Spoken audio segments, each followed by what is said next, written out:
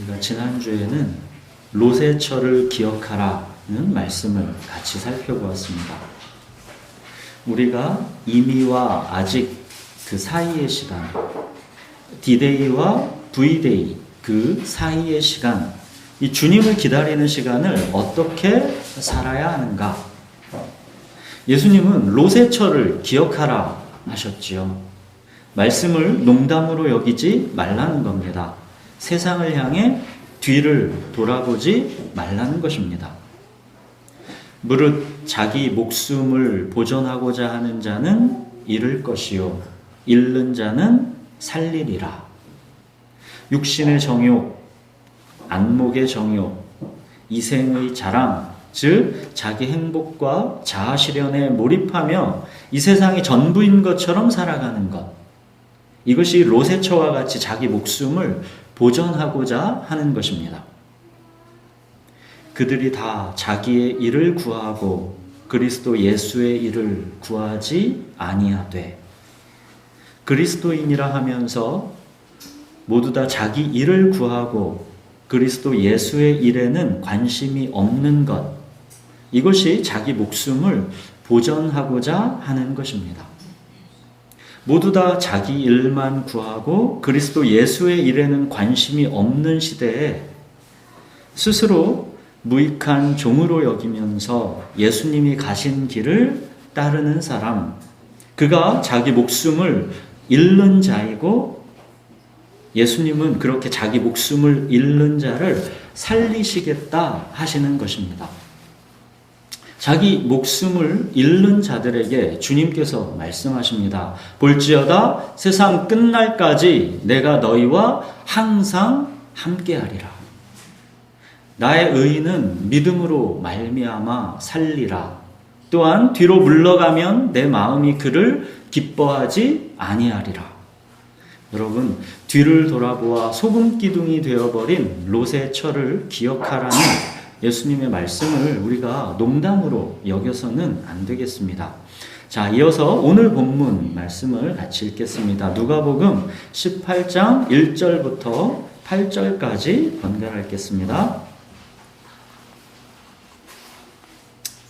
예수께서 그들에게 항상 기도하고 낙심하지 말아야 할 것을 비유로 말씀하여, 이 시대에 어떤 도시에 하나님을 두려워하지 않고 사람을 무시하는 한 재판장이 있는데, 그 도시에 한 과부가 있어 자주 그에게 가서 내 원수에 대한 나의 원한을 풀어주소서 하되, 그가 얼마 동안 듣지 아니하다가 후에 속으로 생각하되 내가 하나님을 두려워하지 않고 사람을 무시하나.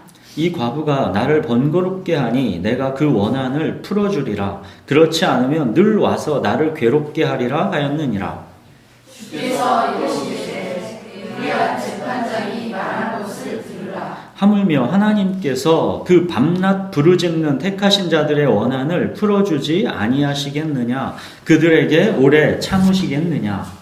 내가 너희에게 이르노니 속히 그 원한을 풀어주시리라. 그러나 인자가 올 때에 세상에서 믿음을 보겠느냐 하시니라. 우리가 잘 알고 있는 이 과부와 불의한 재판장 비유이죠. 억울한 사정이 있는 한 과부가 자기 원한을 풀어달라고 불의한 재판장에게 계속 찾아왔습니다. 이 불의한 재판장은 그냥 한낱 과부의 탄원이기 때문에 신경 쓰고 싶지가 않았습니다. 근데 계속 번거롭게 찾아오니까 귀찮아서 안 되겠다 싶어서 그 과부의 원한을 풀어줘야겠다 그럽니다. 예수님이 왜 이 과부와 불의한 재판장 이야기를 비유로 들려주시고 있습니까? 7절 보십시오. 하물며 하나님께서 그 밤낮 부르짖는 택하신 자들의 원한을 풀어주지 아니하시겠느냐? 그들에게 오래 참으시겠느냐? 하물며, 이 하물며가 핵심 키워드인 거죠. 과부와 불의한 재판장의 관계, 하나님과 그 택하신 자녀의 관계, 예수님은 이 두 관계를 극단적으로 대조시키는 것입니다.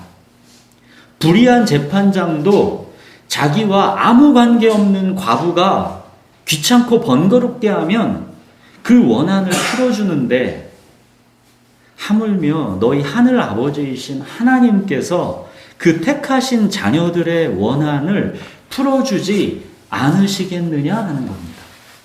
자, 8절 보십시오. 속히 그 원한을 풀어주시리라. 그러시면서 이제 마지막에 여운을 남기시죠. 그러나 인자가 올 때에 세상에서 믿음을 보겠느냐. 자, 예수님께서 지금 과부와 불의한 재판장 이야기를 비유로 들려주시는 게 이게 지금 뭐가 핵심이겠습니까? 내 기도 제목이 있는데 그거를 집요하고 끈질기게 구하면 반드시 들어주신다는 그런 내용일까요? 암에 걸렸을 때 그 병에서 낫게 해달라고 집요하고 끈질기게 구하라. 의대에 합격하기 위해서 간절하게 구하라. 취업과 결혼과 승진 등등 무엇이든 이 과부처럼 끈질기고 집요하게 하나님을 귀찮게 하면 응답을 받아낼 수 있다라는 것이 예수님의 이 말씀의 핵심일까요? 물론 우리는 삶의 모든 필요와 문제를 하늘아버지이신 하나님께 나와서 당연히 구해야 하지요. 그러나 지금 예수님이 말씀하시는 이 과부와 불의한 재판장 이야기는 응답을 받아낼 때까지의 그 끈질긴 기도가 핵심 주제는 아닙니다. 영어 성경에서는 28장 첫 시작을 접속사 then으로 시작합니다. 우리말로는 그러고 나서 이런 정도가 되겠죠.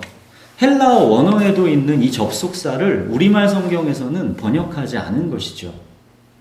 그러니까 오늘 과부와 불의한 재판장 비유는 지난주 말씀 롯의 철을 기억하라 이 말씀과 연장선상에 있는 말씀인 것입니다.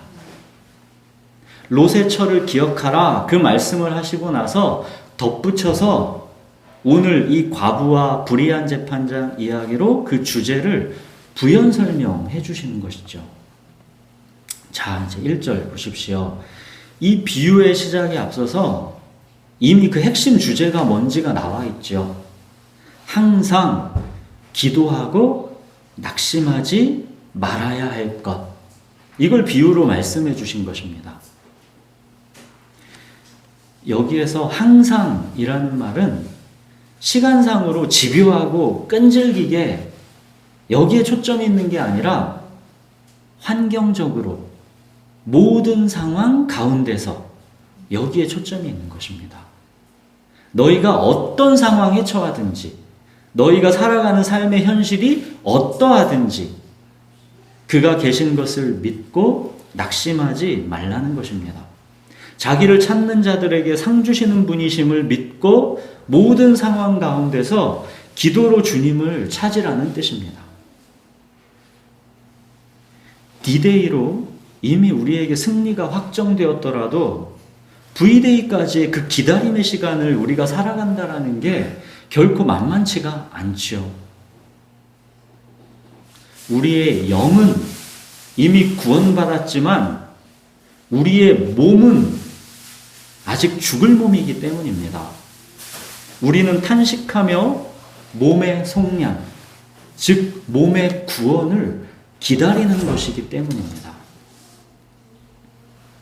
사실 우리는 예수님을 믿는다고 박해를 받는 시대를 살고 있는 게 아니기 때문에 이런 말씀들이 잘 와닿지가 않을 수 있습니다. 그러나 이제 초대교회 당시 로마에서 313년에 콘스탄티누스 황제의 밀라노 칙령으로 기독교가 공인되기 전까지는 그리스도인은 그때까지 정말 어마어마한 박해를 받았습니다.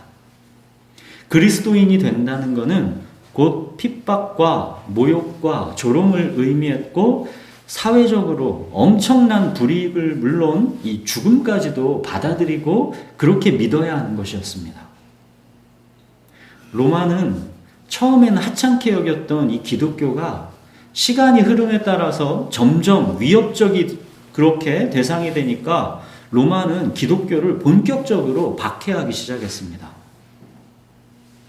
그 한 역사적 자료로 로마 이 트라이아누스 황제와 소아시아 지역의 이 플리니 총독 이 사이에 오간 편지가 있는데 이 편지를 통해서 그 당시의 박해 정황이 어땠는지를 우리가 살펴볼 수가 있습니다. 이 소아시아 지역 이 총독이었던 플리니가 트라이아누스 황제에게 편지를 보냈습니다. 그 편지의 일부를 읽어드리겠습니다. 폐하, 저는 그리스도인이라고 고발된 자들과 관련해 다음과 같은 절차를 따랐습니다. 먼저 그들에게 그리스도인인지 여부를 물었습니다. 그들이 그리스도인이라고 고백하면 두세 번 거듭해서 같은 질문을 던졌습니다. 게다가 사형 선고의 위협까지 덧붙였습니다. 그럼에도 불구하고 끝까지 그리스도인임을 밝히는 자는 사형을 당하도록 내버려 두었습니다. 그들이 고백하는 거가 무엇이든 간에 그들의 완고함과 강팍한 고집만으로도 처벌받을 이유는 충분하다고 생각했기 때문입니다. 그리고 특정한 몇몇 사건이 있었습니다.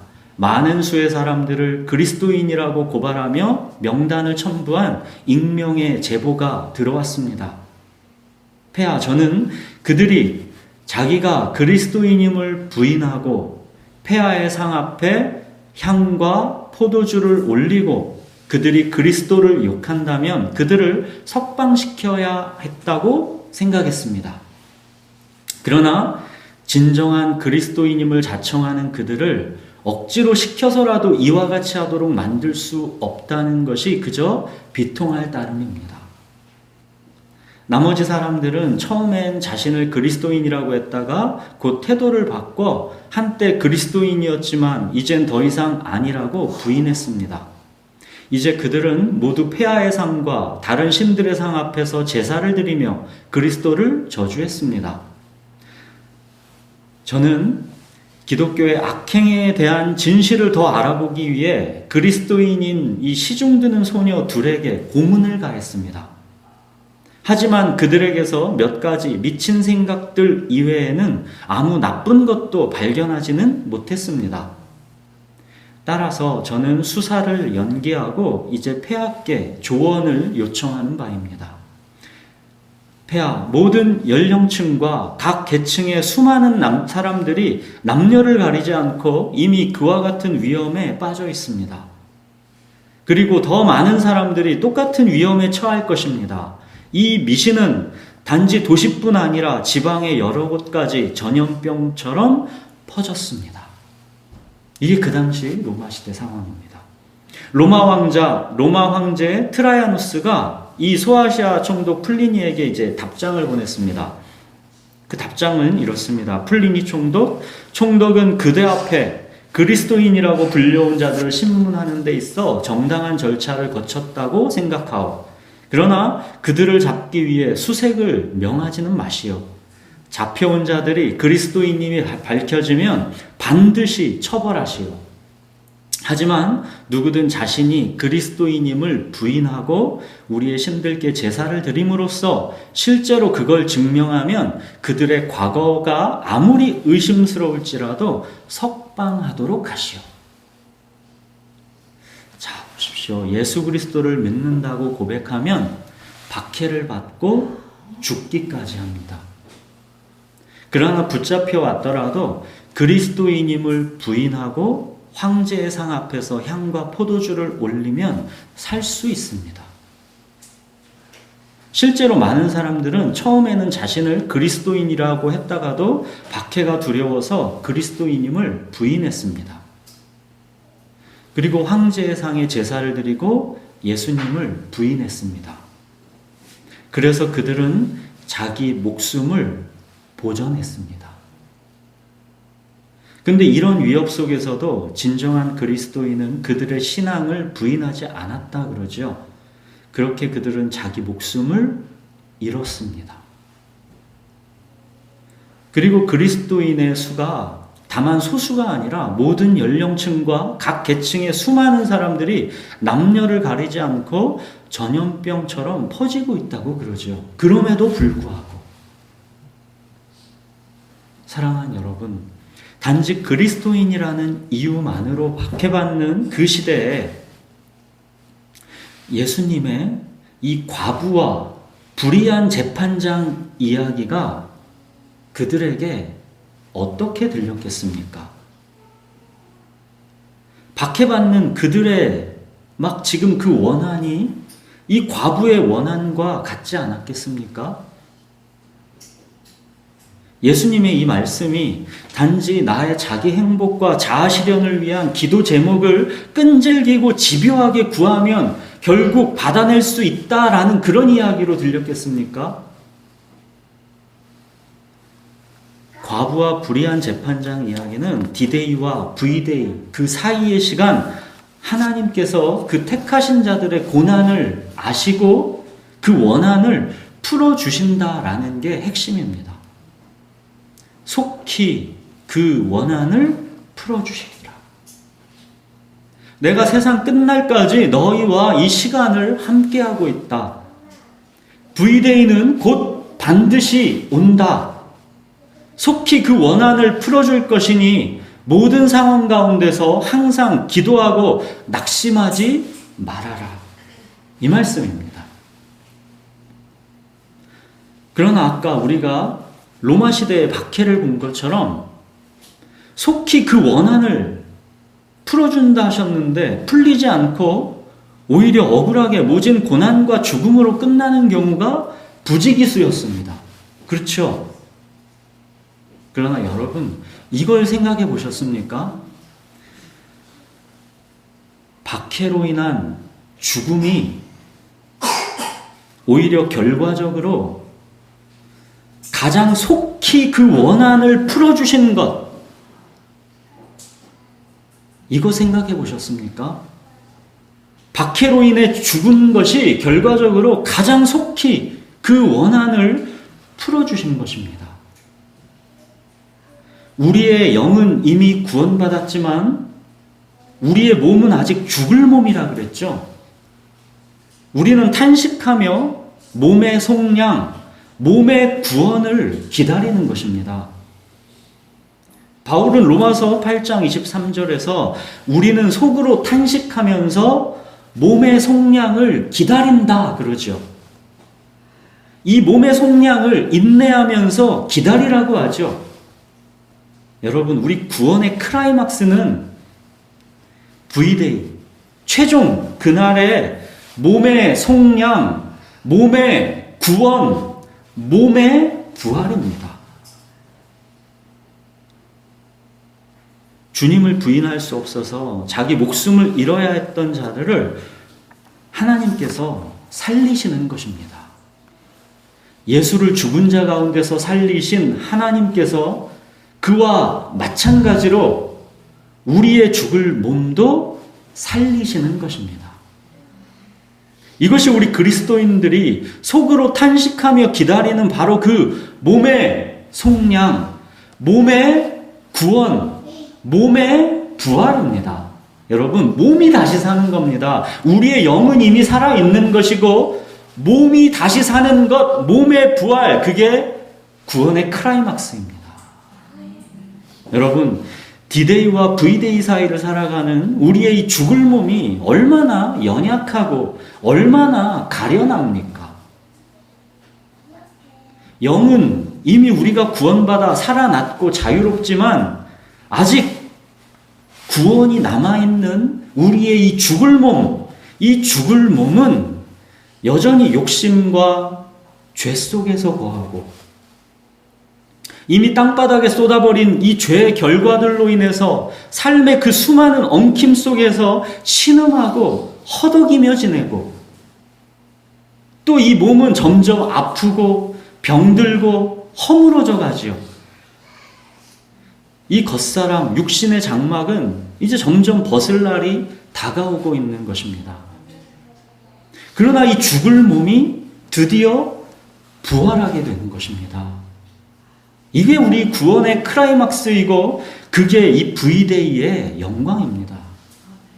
여러분, 고린도 15장이 부활장이죠. 이 부활장에서 바울이 죽은 자의 부활을 이렇게 말씀하고 있죠. 죽은 자의 부활도 그와 같으니 썩을 것으로 심고 썩지 아니할 것으로 다시 살아나며, 욕된 것으로 심고 영광스러운 것으로 다시 살아나며, 약한 것으로 심고 강한 것으로 다시 살아나며, 육의 몸으로 심고 신령한 몸으로 다시 살아나며, 육의 몸이 있은즉 또 영의 몸도 있느니라. 여러분, 이게 바로 몸의 속량, 몸의 구원, 몸의 부활입니다. 할렐루야!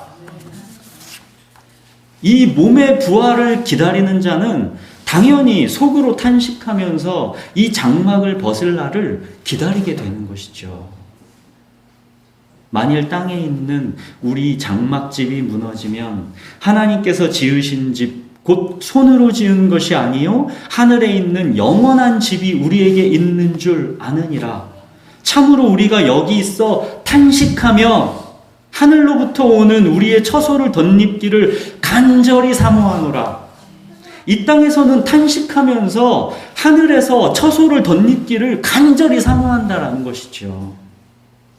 여러분, 그들에게는 죽음이 하나님께서 속히 그 원한을 풀어주신 게 되는 것입니다. 여호와께서 그의 사랑하시는 자에게는 뭘 주신답니까? 잠을 주시는도다. 여호와께서 그의 사랑하시는 자에게는 잠을 주시는도다.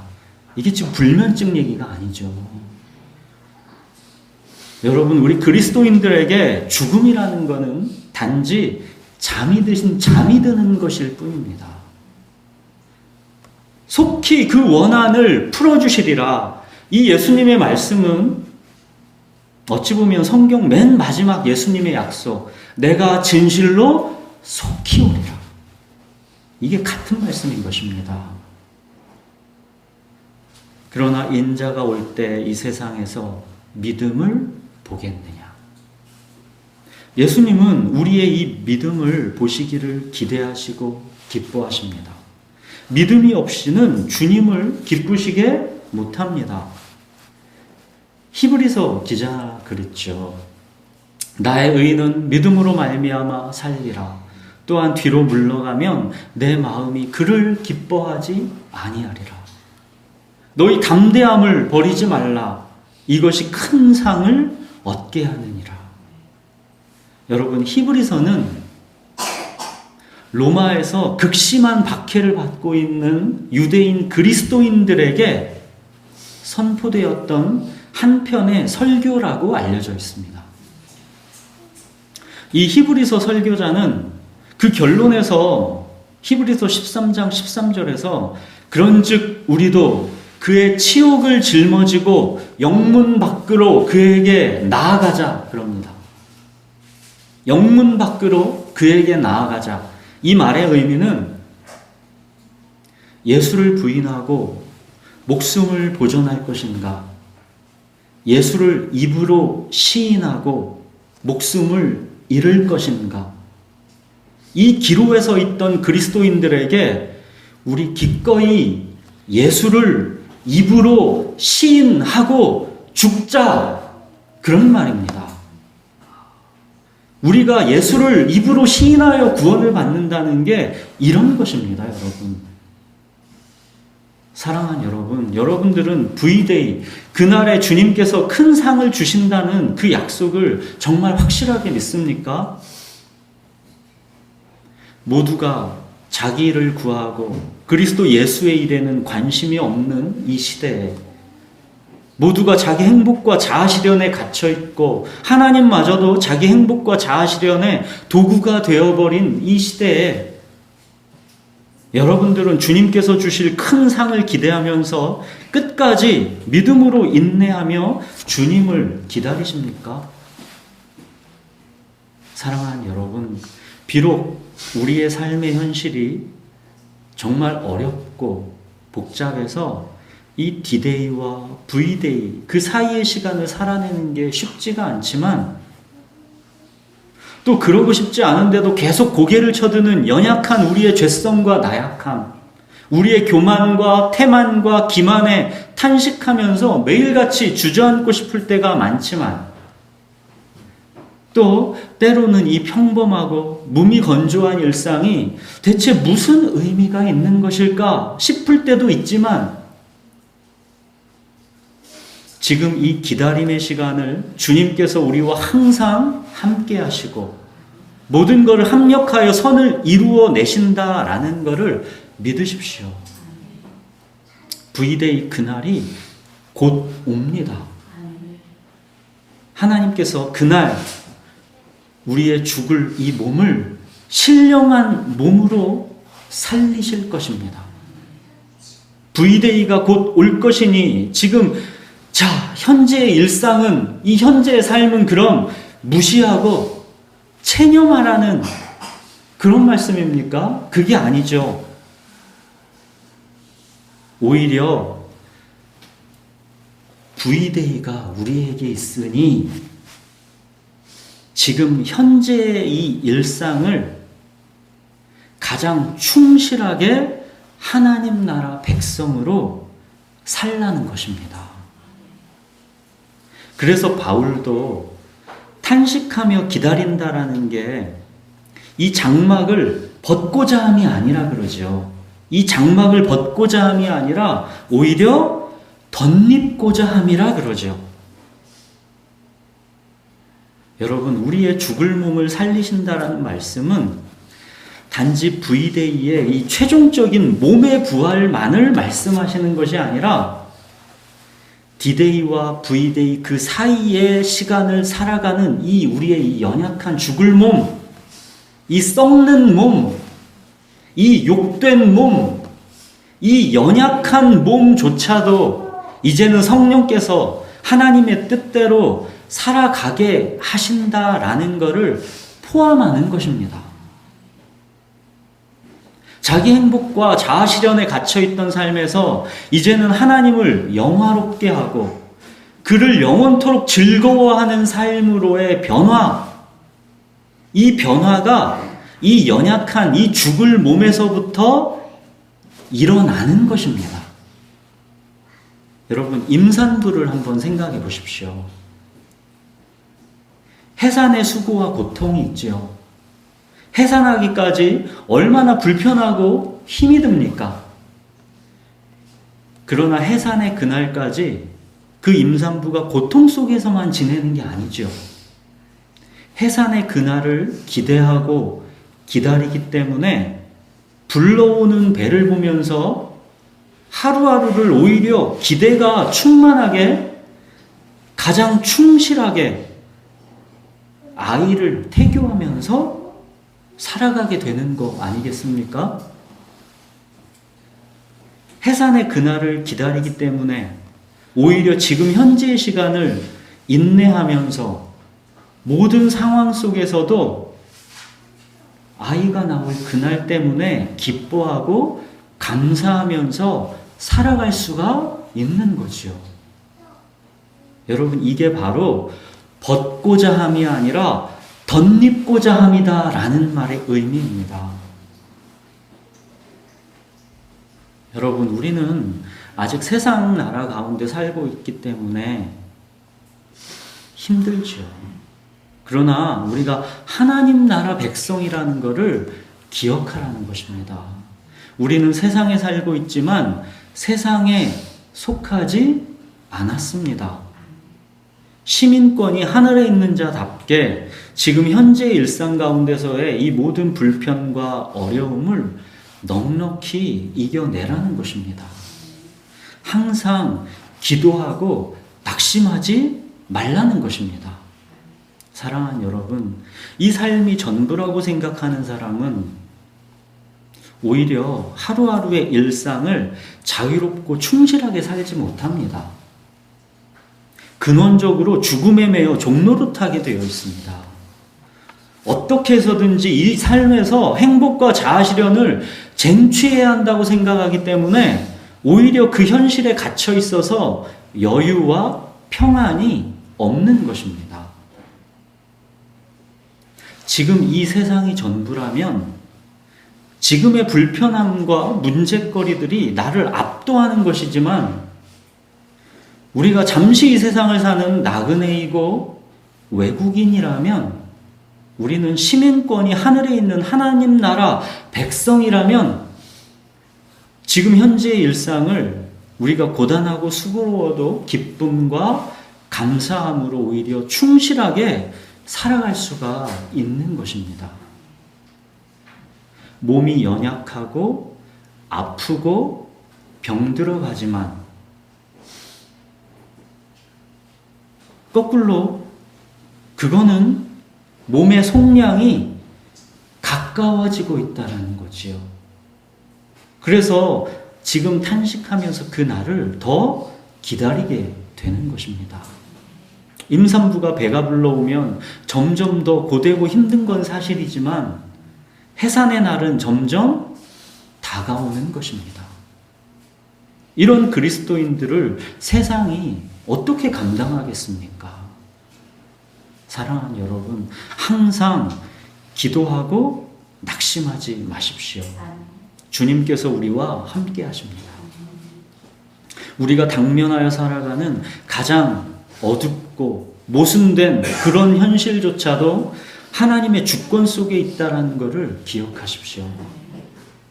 하나님이 일하시는 것 같지 않은 현실, 그냥 평범하고 단조롭고 모든 게 그냥 우연처럼 보이는 그런 현실, 하나님이 과연 여기에 계시는가 싶은 어둡고 억울한 상황, 이 모든 상황 속에서 하나님은 살아계시다라는 것을 기억하십시오. 이게 바로 항상 기도하고 낙심하지 말라는 오늘 이 과부와 불의한 재판장 이야기입니다. 그가 계신 것을 믿고 그가 자기를 찾는 자에게 상 주시는 분이시다라는 것을 믿으라 하시는 겁니다. 이 믿음이 없이는 하나님을 기쁘시게 하지 못한다 하셨습니다. 사랑하는 여러분, 세상의 힘은 언제나 우리를 위협하지요. 마치 로마 황제가 그 당시 그리스도인들을 핍박했듯이 그렇게 세상은 우리에게 겁을 주지요. 내가 너를 놓을 권한도 있고 십자가에 못 박을 권한도 있는 줄 알지 못하느냐, 그렇게 협박하지요. 이것이 로마 시대나 지금 시대나 언제나 세상이 그리스도인을 위협하는 방식입니다. 병으로 위협하지요. 두렵게 하지요.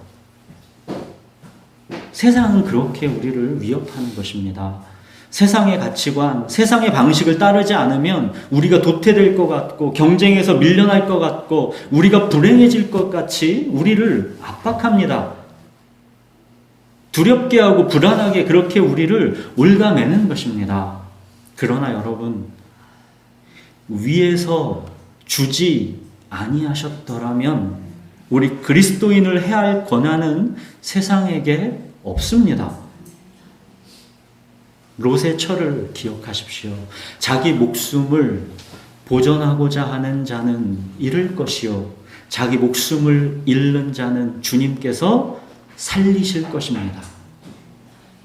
예수님을 십자가에 못 박고 죽일 권한이 로마 총독 빌라도에게 있었던 것 같지만 그게 아니었지 않습니까? 예수님이 뭐라고 하셨습니까? 위에서 주지 아니하셨더라면 너희는 나를 해할 권한이 없다 하셨지요. 그렇게 자기 목숨을 잃은 예수님을 결국 하나님께서 다시 살려내지 않으셨습니까?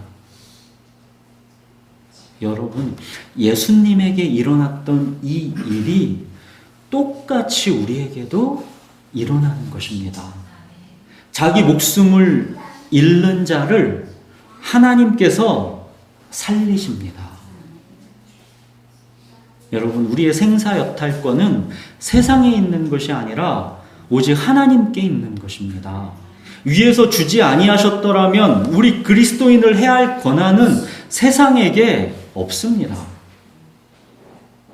모든 일을 그의 뜻의 결정대로 일하시는 분의 계획 속에 내가 있다라는 걸 믿고 내가 당면한 모든 현실을 주님께서 주시는 삶으로 받아들이십시오.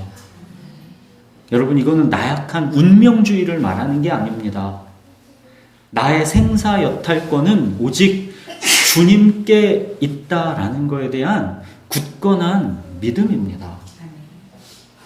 우리는 비록 연약하지만 성령께서 우리의 연약함을 도우시고 친히 우리를 위해 간구하심을 통해서 우리의 모든 삶의 현실을 합력하여 선을 이루게 하시는 하나님의 주권과 섭리에 대한 담대한 믿음인 것이죠. 그 주님을 믿고 모든 상황 가운데서 항상 기도하고 낙심하지 말라 하시는 게 오늘 이 과부와 불의한 재판장 이야기입니다.